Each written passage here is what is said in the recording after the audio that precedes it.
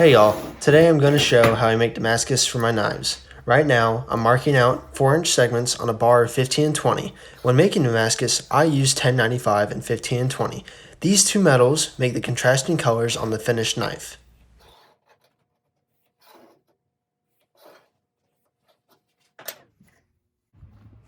After marking out the 4-inch segments, I tape the 1095 and 15 and 20 together and cut it with my angle grinder. I use tape to save time when cutting compared to cutting each piece individually and be able to have a consistent length to each piece.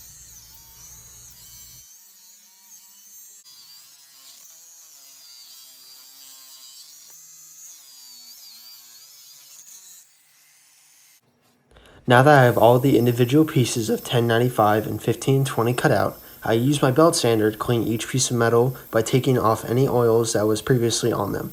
This is very important because when making Damascus, the metal has to be very clean to properly forge well together.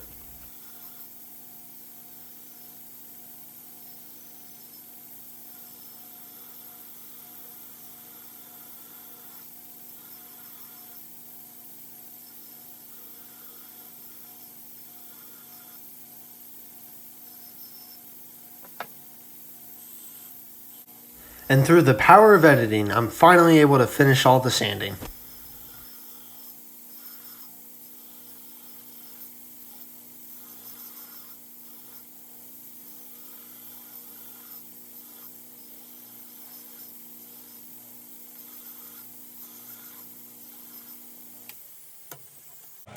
The next step is to weld all of my pieces together, alternating between the 1095 and 15 and 20.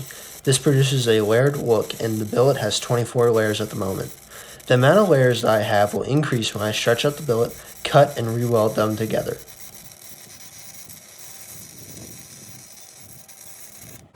The piece of metal that I am welding to the billet is what I call a work stick. This allows me to easily take the billet out of the forge with my tongs.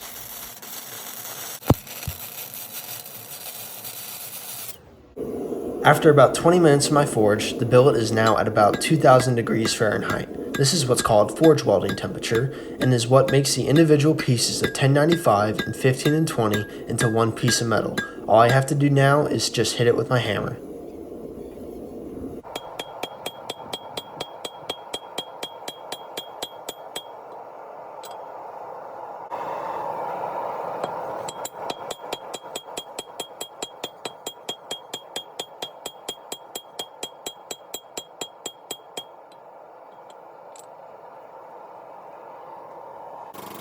Now that the billet is forge welded together, I use a hydraulic press that I've made to be able to stretch out the metal and save my arms a lot of work.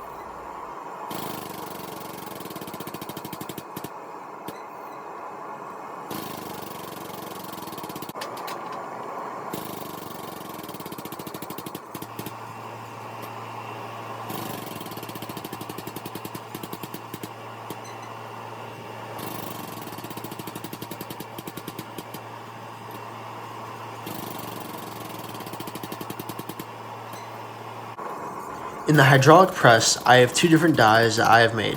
One of them is to help me stretch out the material quickly, and the other is to help flatten the metal back down.